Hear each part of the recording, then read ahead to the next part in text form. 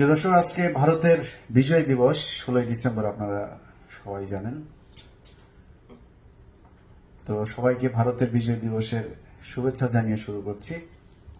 কথা যা বলবো আজকে খুব গুরুত্ব সহকারে শুনতে হবে। আপনি যদি মনোযোগ হারিয়ে ফেলেন, আপনি যদি বুঝতে না পারেন, সেটা আপনার সমস্যা, আমার সমস্যা একদমই না। কারণ যে কথাগুলো বলবো, কথাগুলো খুবই সেন্সিটিভ এবং অনেকের গায়ের রক্ত একদম টকবক করে উঠবে। ওঠাটাই স্বাভাবিক। আপনি যদি ভুল শোনেন, আপনি যখন ভুল শুনতে শুনতে অভ্যস্ত হয়ে যাবেন, আপনি যখন সত্য শুনবেন, তখন আপনি সত্যটা গ্রহণ করতে পারবেন না। তো যে কথাগুলি বলছি, সেই কথাগুলি আপনি আপনার মতো জায়গা থেকে সবার প্রমাণ করার মতো সুযোগ থাকবে।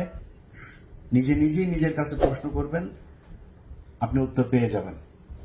আশা করি আমি যা বুঝাতে চাই সেটা বুঝাইতে পারবো। যাই প্রথমেই যেটা বললাম, যে ভারতের বিজয় দিবস কেন বললাম, যারা আমার কাছে এই প্রশ্ন করবে যে ভারতের বিজয় দিবস কেন বলছি, তাদের কাছে আমার প্রশ্ন হচ্ছে যে আগে ভারতের কাছে যা জিজ্ঞেস করে আসেন।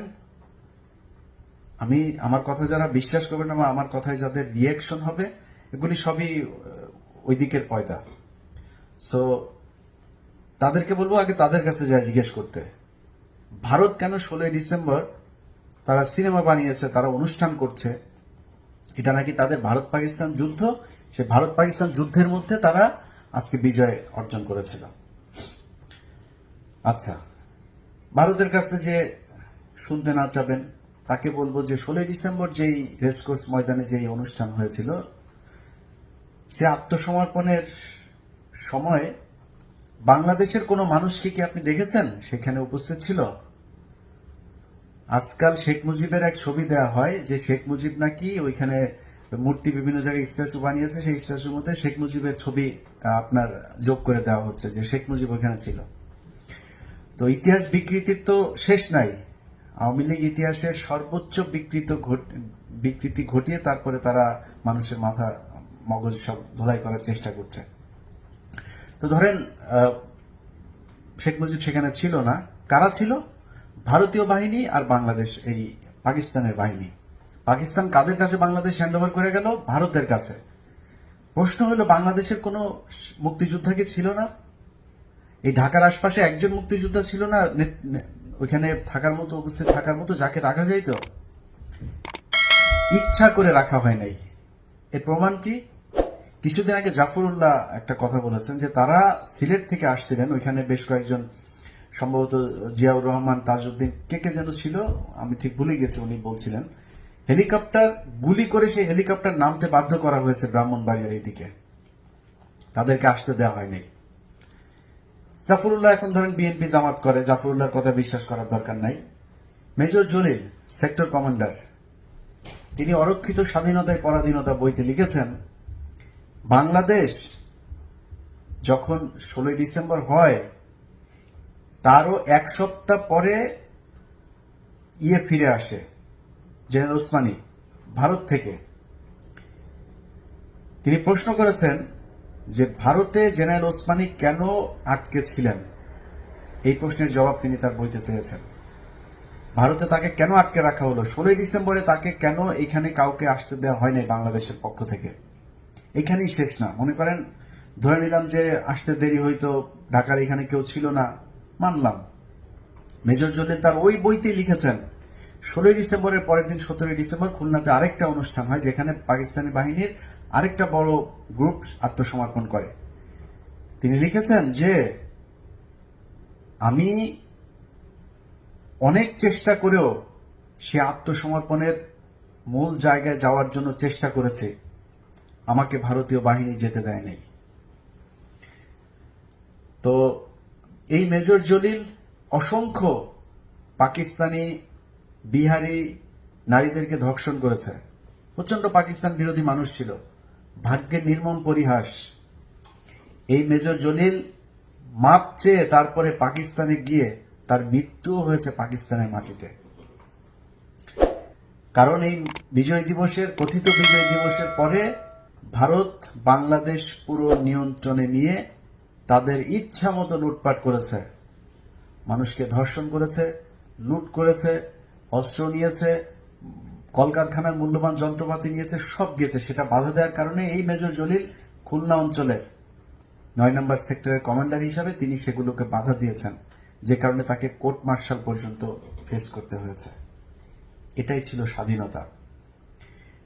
তো বিজয় দিবস যে ভারতের, সেটা আর প্রমাণ করার দরকার নাই। 16 ডিসেম্বরে পাকিস্তানি বাহিনী লিখেই দিয়ে গেছে ভারতের কাছে, ওইটা বাংলাদেশের কাছে লিখে দিয়ে যায় না, ওইটা নিয়ে আলোচনা বাদ। এবার হচ্ছে মুক্তিযোদ্ধা। প্রতিটি পদে পদে মুক্তিযুদ্ধের যা কিছু শুনি, এই যে আমরা আজকে সিনেমা দেখেছি ছোটবেলায়, শরীরে রক্ত টকবক করতো, একদম লোম দাঁড়িয়ে যেত। এই আজকের কাজী হায়াত, 2 দিন আগে দেখলাম আরেক সিনেমা, জয় বাংলা না কি এক সরকারের অনুদান নিয়ে সিনেমা তৈরি করেছেন। তো কাজী হায়াত তার সিনেমার মধ্যে দেখাইতো, আমার যতটুকু মনে আছে যে দাঙ্গা নামে একটা ছবি ছিল, সেই সিনেমা দেখতে গিয়েছিলাম হলে। ওরে বাবা, এক মহিলা, সে তার অটিস্টিক শিশু, তাকে বন্দুক দিয়ে বের করে দিয়েছে মুক্তিযোদ্ধাকে ঘরের ভেতরে রেখে। তারপরে মুক্তিযোদ্ধাকে ঘরের ভেতরে বাঁচানোর জন্য তার অটিস্টিক ছেলেকে সে এই পাকিস্তানি হানাদার বাহিনীর হাতে ছেড়ে দিয়েছেন। ছেড়ে দিয়ে তারপরে তিনি মুক্তিযোদ্ধাকে বাঁচালেন। মানে এমন ভাবে রং চং মাখিয়ে মুক্তিযুদ্ধের একটা করা হয়েছে, প্রতিটা মুক্তিযোদ্ধার কাছে সর্বোচ্চ সম্মান রেখে বলছে, যারা জীবন বাজি রেখে যুদ্ধ করতে গিয়েছেন তাদের সবাইকে স্যালুট জানাই। কিন্তু মুক্তিযোদ্ধারা যদি কিয়ামত পর্যন্ত ঠ্যাং উপরের দিকে দিয়ে ঝুলে থাকতো, তাও বাংলাদেশ মুক্তিযোদ্ধা স্বাধীন করতে পারত না। যে কারণে ভারত বলে যে তারাই স্বাধীন করেছে। 3 তারিখ থেকে 16 তারিখের মধ্যে পাকিস্তানি বাহিনী ভূত হয়ে গিয়েছে। ভারতীয় বাহিনী যখন যৌথ বাহিনী 3 তারিখ থেকে হামলা শুরু করে, বাংলাদেশ স্বাধীন হয়ে গিয়েছে। তো স্বাধীন তো করেছে ভারতেই। আবারও বলছি, যারা মুক্তিযুদ্ধ করেছে অরিজিনাল, এই যে এখন যারা 2 টাকা 3 টাকার এই যেখানে ব্যাস লাগায়, তারপরে আপনার ওই যে করে না, ভাতা খায়, ওই সব মুক্তিযোদ্ধা না। যে মুক্তিযোদ্ধা জীবন বাজি রেখে দেশ স্বাধীন করতে গিয়েছে, সে যদি মুক্তিযোদ্ধা হইতো, তাইলে আজকে দেশ স্বাধীন করার জন্য সত্য কথা অন্তত বলতো। আজকে তো অস্ত্র নিতে হবে না, কথাটুকু অন্তত বলতো। তারা কথা বলেন, এগুলি কোনোদিন মুক্তিযোদ্ধা না। 16 ডিসেম্বর মাথার মধ্যে লুঙ্গি খুইলা বাইতে, তারপরে দৌড় দিছে, পতাকা একটা হাতে নিয়ে মুক্তিযোদ্ধা হয়ে গিয়েছে। এটাই হচ্ছে মুক্তিযোদ্ধা। সো এই মুক্তিযোদ্ধাদের কথা আমি বলছি না। অরিজিনালি মুক্তিযুদ্ধ যারা করেছেন, কতজন তারা? প্রতি পদে পদে মিথ্যা কথা, সিনেমা নাটক সব জায়গায় এই দাড়িওয়ালা টুপিওয়ালাদেরকে রাজাকার বানিয়ে তারপরে মুক্তিযোদ্ধাকে রং চং মাখিয়ে একটা মানে ভৌতিক একটা কল্প কাহিনী বানিয়ে দেওয়া হয়েছে। এটা তো আসল ঘটনা না। সো সেই মুক্তিযোদ্ধারা যে মুক্তিযুদ্ধ করে গিয়েছেন, সেই মুক্তিযুদ্ধের পরে ভারতীয় বাহিনী বাংলাদেশ দখল করে সব জায়গায় রং মাখিয়েছে, সব জায়গায় সিনেমা নাটক থেকে শুরু করে বাস্তব ক্ষেত্রে সবখানে। ওকে, বুদ্ধিজীবী হত্যাকাণ্ড, কারা?